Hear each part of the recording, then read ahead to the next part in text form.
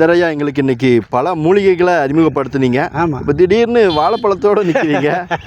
எல்லாத்துக்கும் கடைசியில் வாழைப்பழத்தை கொடுத்து இனிப்போட சந்தோஷமான செய்தி சொல்லத்தான் உங்களுக்கு வந்திருக்கேன்.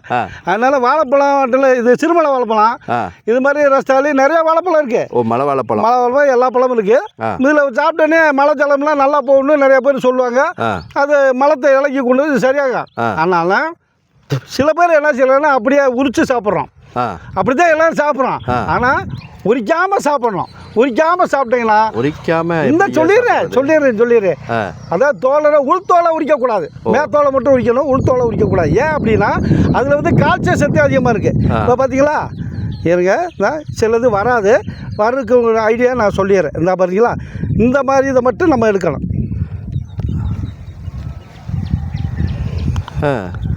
இருங்க இதில் சரியாக வர மாட்டேங்குது.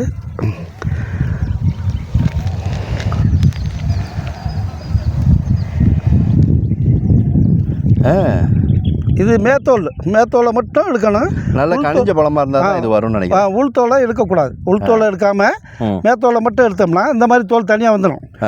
இது வந்து உள்ளே இருக்கிற நமக்கு கால்சியம் செல்வதுக்கு எலும்பு முறிவுலாம் ஆகுது இல்லையா, அதெல்லாம் ஆக விடாமல் தடுக்கும். இதை வந்து அந்த இதோட நம்ம சேர்த்து சாப்பிடணும். ஆமாம், மேத்தோலை எடுத்துடணும். இந்த பார்த்தீங்களா இந்த மாதிரி எடுத்துடணும். உள்ள தோல் இருக்குது, இந்த உள்தோலோடு நம்ம சாப்பிடணும். அப்படி சாப்பிட்டோம்னா கால்சியம் சத்து அதிகமாக நமக்கு கிடைக்கும். இப்போ பார்த்தீங்கன்னா இதுதான் அந்த உள்தோலுங்கிறது. இந்த உள்தோலை எப்படின்னு காட்டிடுறேன் பாருங்கள். நேர்களே பாருங்கள், இதான் உள்தோல். பார்த்தீங்களா, இந்த உள்தோலை நம்ம சேர்த்து சாப்பிடலாம். உள்தோலை சேர்த்து சாப்பிட்டா கால்சியம் அதிகமாகும். அப்போ கால்சியம் சேர்த்து சில பேருக்கு எலும்புரிவு ஏன் வருதுன்னா இதோடு நம்ம சேர்த்து இப்படி சாப்பிடலாம். வாழைப்பழம் எல்லாம் சாப்பிடுவாங்க, ஆனால் வெளித்தோலை உள்தோலையும் சேர்த்து கலந்துட்டு நம்ம சாப்பிட்றோம். ஒரு வாழைப்பழத்தை எடுத்து இப்படி விட்டுடுறோம், இப்படித்தானே உரிக்கிறோம். ஆனால் இதுக்குள்ளே உள்ள வைக்க பார்த்தீங்கன்னா இது பூரா கால்சியம். இந்த கால்சியத்தை தான் எப்படி இருக்குன்னு இப்போ உரிச்சு காமிச்சேன் உங்களுக்கு. ஆமாம். அந்த பிறகு சாப்பிட்டீங்கன்னா உங்களுக்கு கால்சியம் சத்து அதிகமாக கிடைக்கும்.